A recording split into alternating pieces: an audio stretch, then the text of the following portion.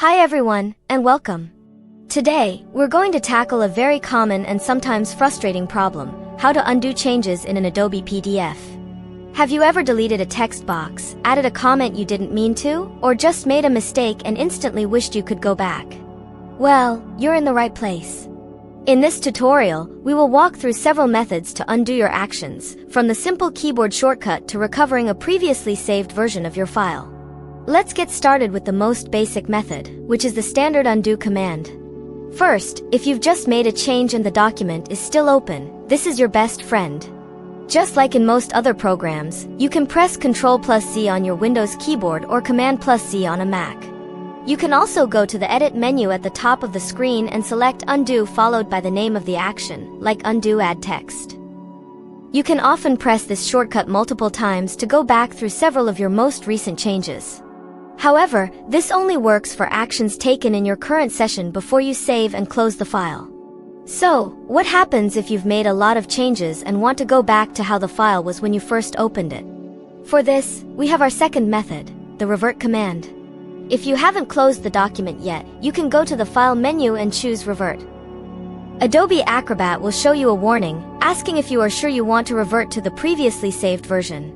If you click Yes, it will discard all the changes you've made since the last time you saved the file. This is a powerful, all-or-nothing tool, so use it carefully.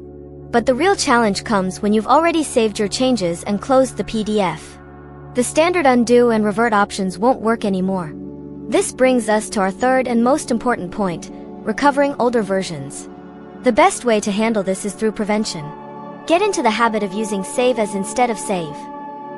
This creates a new copy of your file with a different name, leaving your original document untouched. For example, you can save your file as report_v2.pdf instead of overwriting report_v1.pdf.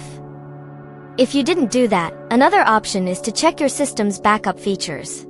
On a Mac, you can use Time Machine to find an older version of the file.